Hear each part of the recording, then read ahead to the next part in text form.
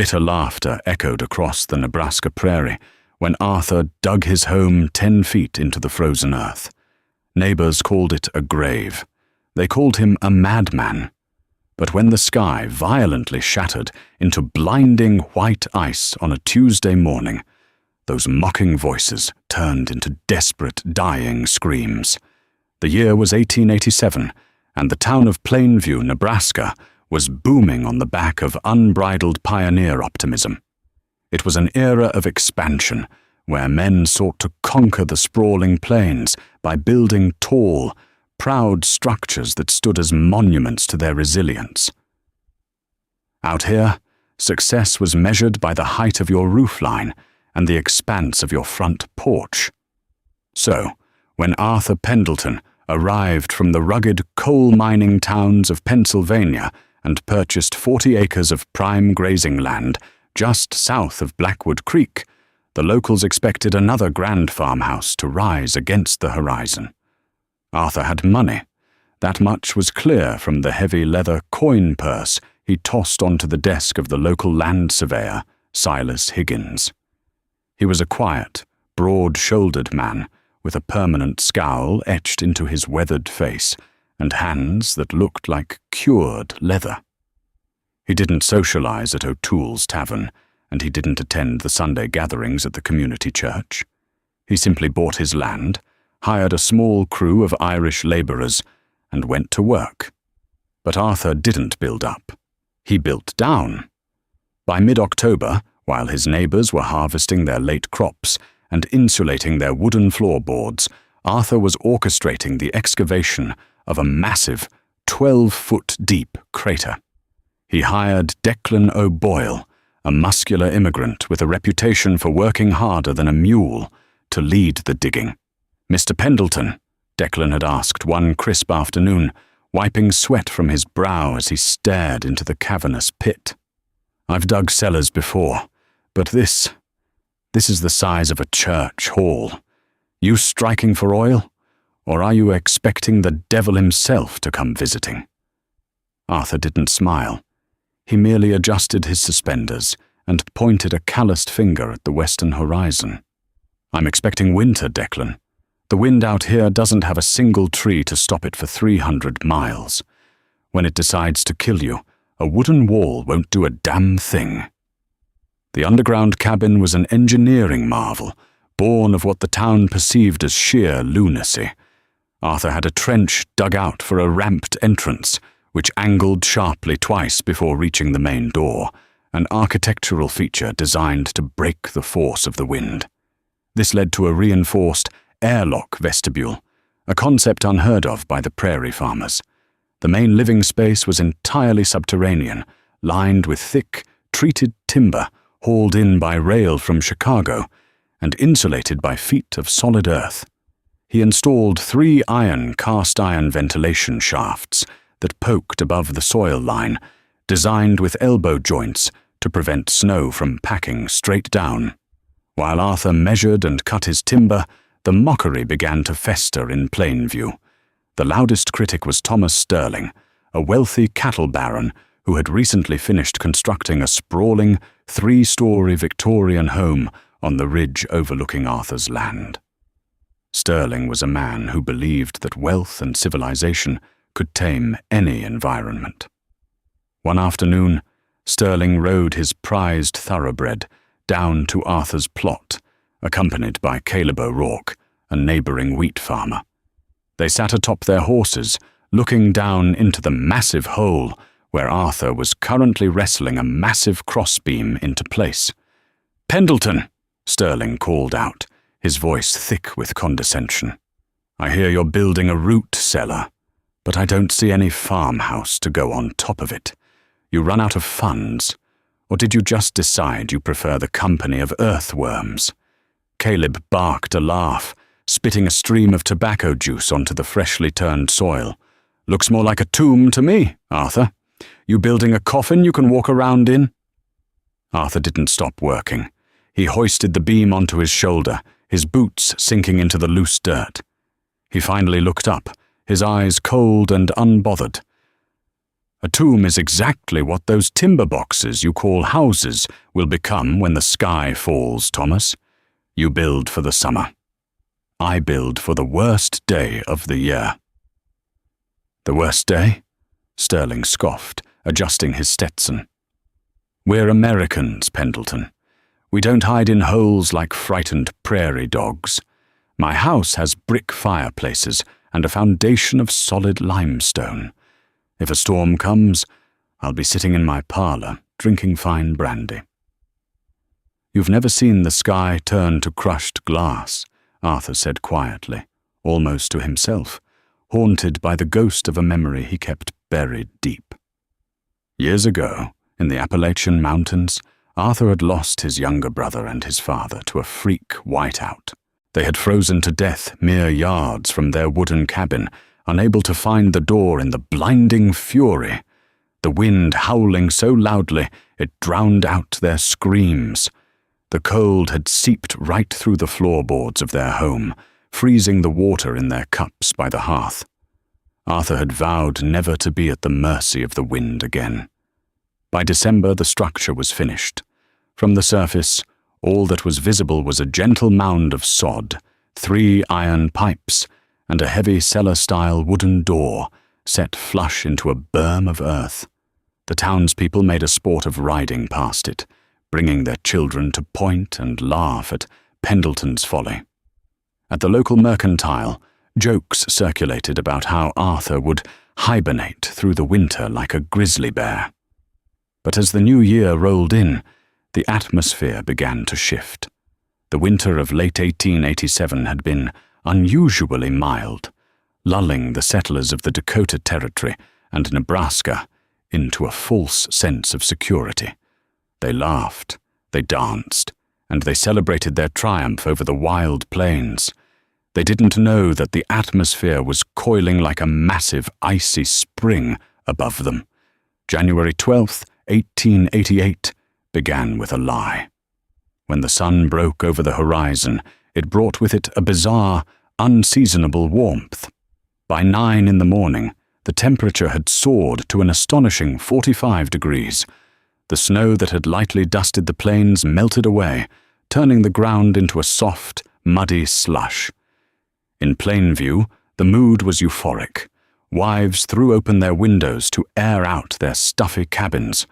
Caleb O'Rourke decided it was a fine day to fix a broken fence line on the far edge of his property, miles from his house, leaving his heavy winter coat hanging on a peg by the door.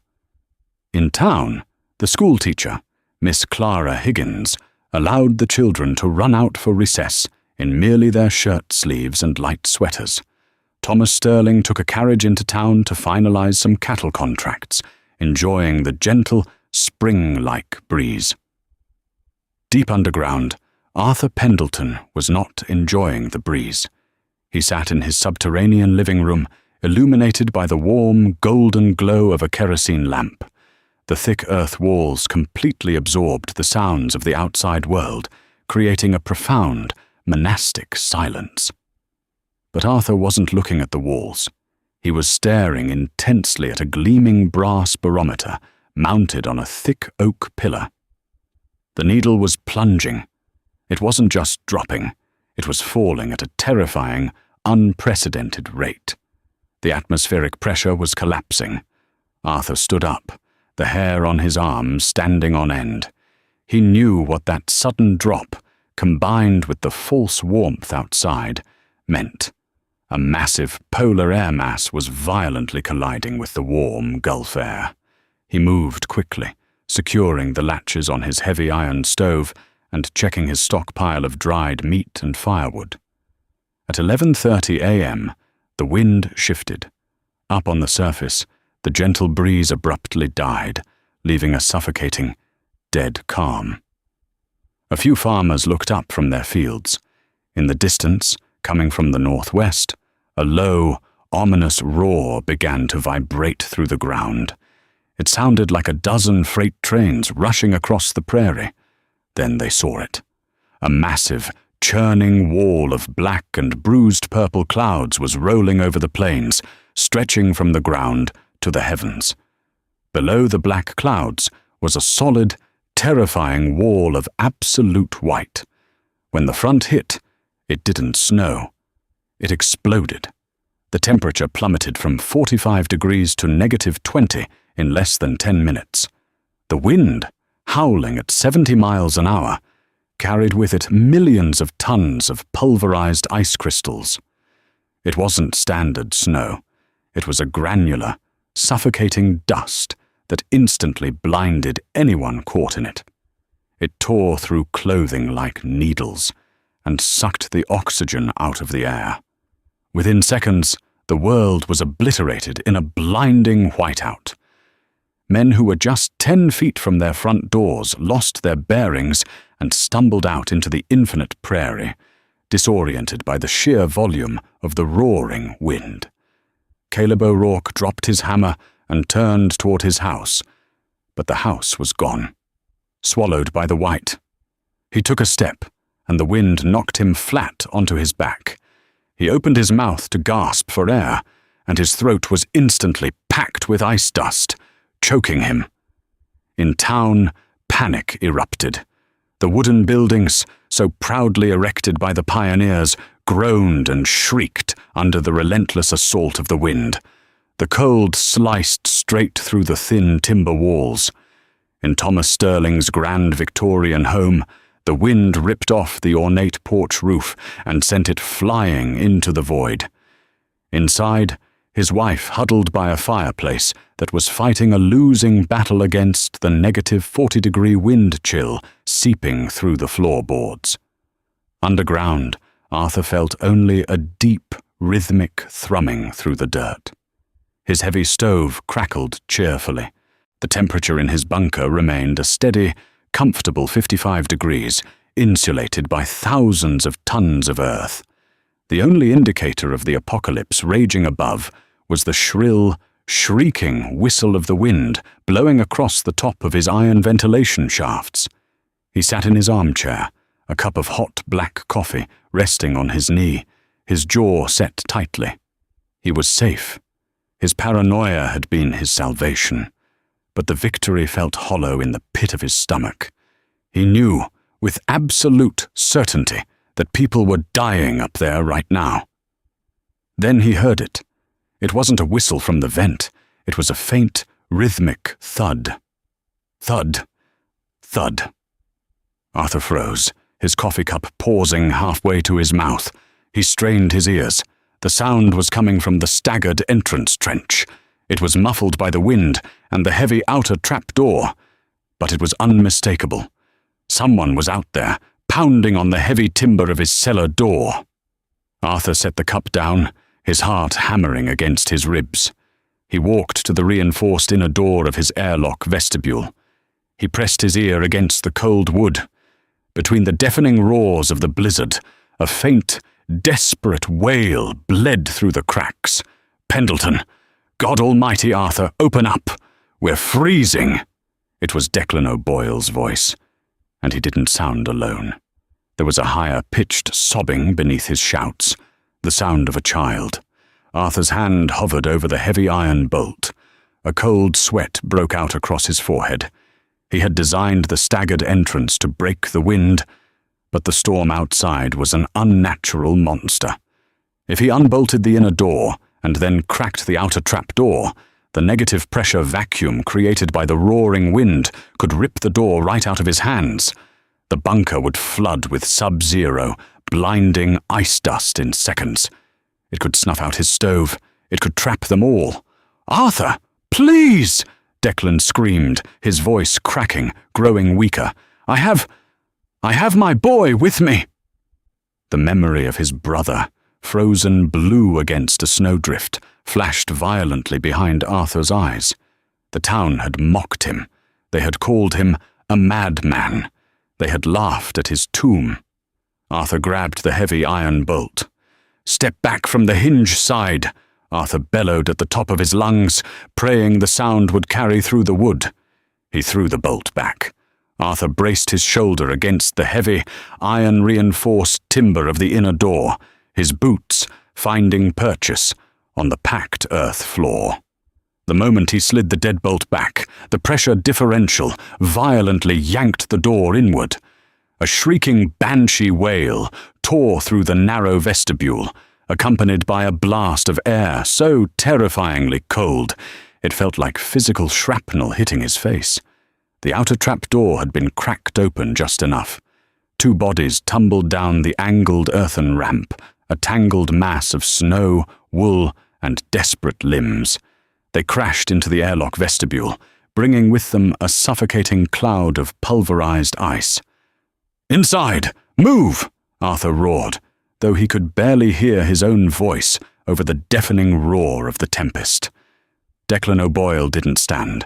He crawled, dragging the small, limp form of his 8-year-old son, Tommy, across the threshold.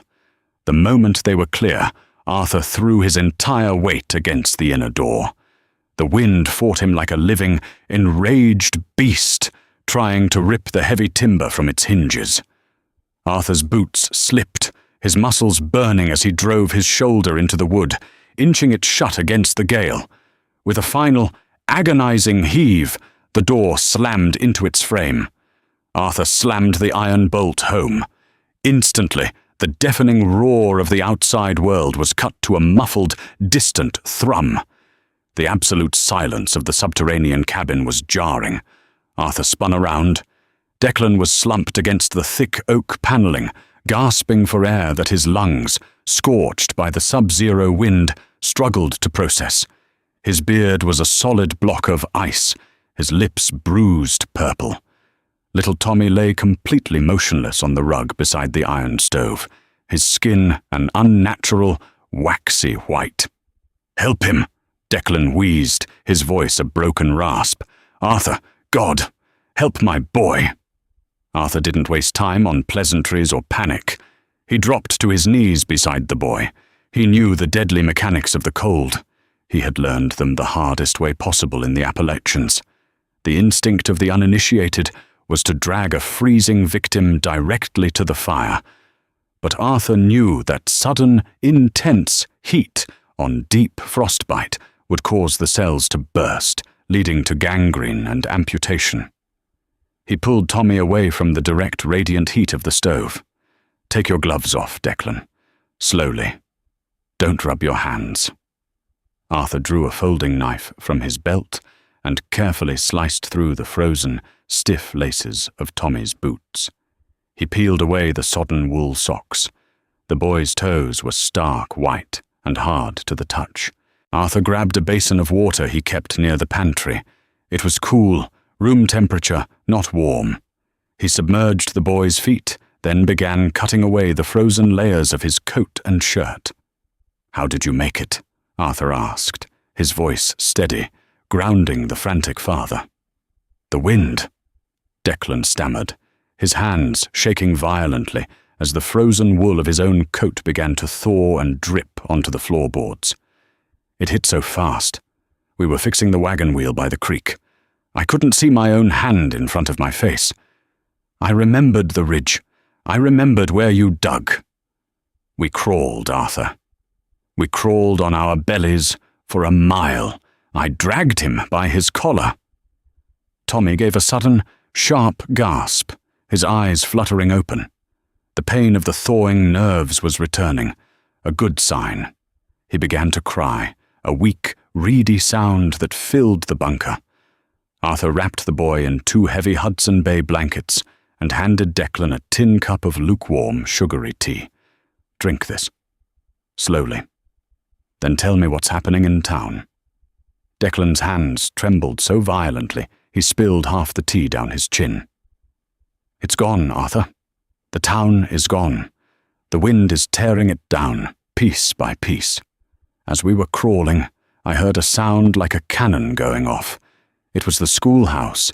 The roof tore clean off." Arthur's blood ran cold.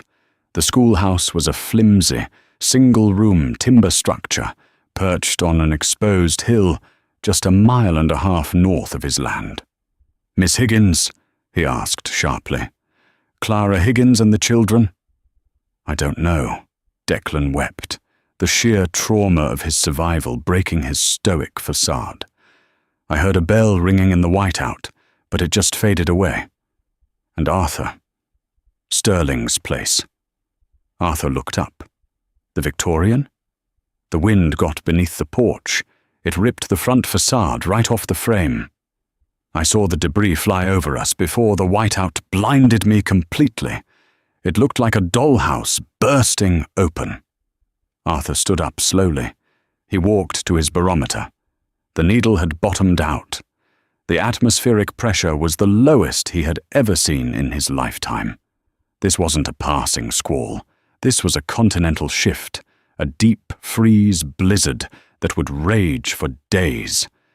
Up there, in the blinding, negative 40-degree fury, people were dying by the dozen. They were wandering in circles, feet from their own doorways, freezing solid in the snow. He looked around his bunker. It was a fortress. The thick earthen walls held the warmth perfectly. His pantry was stocked with dried beef, hardtack, beans, and enough kerosene and firewood to last 3 months. He had built this place to be a solitary sanctuary. He had built it to survive alone. But as he looked at Tommy, shivering beneath the heavy wool blankets, the ghost of his younger brother stood in the shadows of the subterranean room. "You survived," the memory seemed to whisper. "But who are you surviving for?" Arthur walked to the far corner of his cellar and opened a heavy wooden trunk. He pulled out a massive spool of thick, tar-pitched hemp rope, 300 yards of it, originally intended for hauling heavy timber with a pulley system. He grabbed a heavy leather harness, a pair of snow goggles he had fashioned from leather and slit glass, and a heavy woolen face mask. "Arthur, what are you doing?" Declan asked, his voice laced with sudden terror. "You can't go up there. It's death. It's absolute death." "Sterling's house is a half-mile east," Arthur said, his voice flat, completely devoid of emotion. "The schoolhouse is a mile north. I know the topography of this land better than anyone because I surveyed every inch of it before I dug this hole." "You won't be able to see." "I don't need to see," Arthur replied, strapping the harness tightly around his chest. He took the bitter end of the heavy hemp rope and secured it around the massive, load-bearing oak pillar in the center of the bunker. He tied it with a bowline knot, checking the tension. "I have a lifeline." He tossed the heavy spool of rope to Declan. "You sit by the door, Declan. You pay this line out. If you feel 3 sharp tugs, you pull on it with everything you have. Do you understand me? You haul it back." Declan stared at the quiet, scowling man whom the entire town had mocked for months. He saw no vindictiveness in Arthur's eyes, no gloating, just a hardened, terrifying resolve. "I understand," Declan whispered, grabbing the spool. Arthur pulled the leather mask over his face and strapped the slit-glass goggles over his eyes. He grabbed a heavy iron walking staff. "Keep the stove stoked." Arthur stepped into the vestibule and unbolted the door to hell. The moment Arthur pushed his head above the trench, the wind hit him with the force of a runaway locomotive. It wasn't a howl, it was a continuous, deafening shriek that vibrated in his bones. The air was a microscopic blizzard of ice shards that instantly sealed the edges of his goggles. The temperature was a lethal negative 45 degrees, the wind chill feeling like physical fire on his exposed skin. Driving his iron staff into the frozen earth, Arthur hoisted himself over the berm and was swallowed by the white abyss. If he let go of the thick hemp rope, he would be lost forever in seconds. He oriented himself, keeping the wind striking his left shoulder, and marched toward Sterling's Ridge. 50 yards out, his boot struck something hard. Arthur knelt, brushing away the rushing ice. It was Caleb O'Rourke, the farmer who had laughed at his tomb. Caleb was curled in a fetal position, frozen solid, his eyes wide open. A heavy sorrow settled in Arthur's chest, but he forced himself up. There was no saving the dead. 200 yards later, the ground inclined. Arthur swept his iron staff in wide arcs until it struck splintered wood. He fell to his knees, crawling through the ruins of Thomas Sterling's grand Victorian home. The entire upper floor had been sheared off by the wind. He found them huddled beneath a collapsed dining table, buried under an indoor snowdrift. Thomas Sterling, the arrogant cattle baron, was weeping silently, clutching his unconscious wife, Martha. He had wrapped his coat around her, shivering violently, slipping into the lethal apathy of hypothermia. Sterling looked at Arthur's leather mask and goggles, as if the angel of death had arrived. Arthur didn't speak. He pulled a smaller rope from his satchel, secured it around Martha's waist, lashed it to Sterling, and tied the bitter end to his own harness. Hauling Sterling to his feet, Arthur gave 3 sharp, violent tugs on the main lifeline. Immediately, the heavy hemp rope pulled taut. Declan was hauling them in. "Walk!" Arthur screamed, shoving Sterling forward into the gale. The journey back was a grueling test of endurance. Sterling stumbled repeatedly, forcing Arthur to drag the dead weight of both the man and his wife through thigh-deep drifts. The rope burned against Arthur's waist, but it was their true north in a world completely devoid of direction. Declan hauled them into the vestibule. As the warm, 55-degree air hit them, Sterling collapsed onto the floor, sobbing hysterically. "Save her," Sterling begged, looking up at the man he had ruthlessly mocked. "Please, God, Pendleton." Arthur directed Declan to begin the slow thawing process. But Arthur didn't take off his coat. He drank a cup of hot water, feeling the agonizing burn in his throat, and walked back to the oak pillar. He untied the knot, pulled fresh line from the spool, and retied it. "Arthur, no," Declan pleaded. "You're freezing." "The schoolhouse," Arthur rasped, securing his goggles. "Pay the line out faster this time." For the next 8 hours, Arthur Pendleton became a lifeline in the dark. On his second trip, moving north against a brutal headwind, he found the shattered remains of the schoolhouse. He discovered Miss Clara Higgins in a drainage ditch, using her body as a shield over 3 young children, Samuel, Mary, and John. He tied them all to his harness and dragged them back. On his final trip, he hauled in a stranded traveling salesman and his horse. By midnight, the bunker designed for 1 solitary man was packed with 12 souls and a horse. The air was thick with the smell of wet wool, kerosene, and the metallic tang of fear. The heavy iron stove roared. Miss Higgins sat by the fire, her frost-bitten hands bandaged in clean linen. Thomas Sterling sat in the corner, holding his recovering wife's hand. He looked at the thick, rough-hewn beams, the packed earth walls, the undeniable safety of the coffin. Then he looked at Arthur, who sat quietly in his armchair, his face raw and blistered.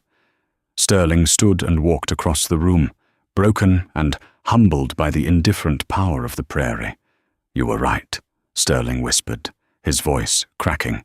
"We built for our vanity. We built monuments to ourselves. You built to live." Arthur looked at his coffee cup, the ghost of his past finally quiet. "The wind doesn't care about the height of your roof, Thomas. It only cares about what it can break." The storm raged for 15 agonizing hours. It destroyed livestock, collapsed structures, and claimed over 200 lives across the territory in what would be known as the Schoolhouse Blizzard of 1888. But down in the belly of the mocked tomb, there was only warm, quiet survival. When the morning of the 14th broke, the wind died to a solemn whisper. Arthur unbolted the inner door, using a shovel to dig through 6 feet of hard-packed snow to open the outer trapdoor. Golden sunlight spilled into the bunker. The survivors climbed out, standing atop the mound of earth. The proud town of Plainview was a shattered ruin. the horizon an alien ocean of brilliant white dunes. But as the 12 survivors stood around Arthur Pendleton, breathing in the crisp air, the mockery was dead forever. He hadn't built a grave. He had built an ark. The blizzard of 1888 claimed hundreds of lives, an unforgiving testament to the brutal reality of nature. Yet, beneath the frozen Nebraska soil, a dozen souls survived because one man chose preparation over pride. Arthur Pendleton's mocked underground cabin became a legendary sanctuary, forever changing how the survivors viewed the prairie, the wind, and the quiet man they had once called a madman.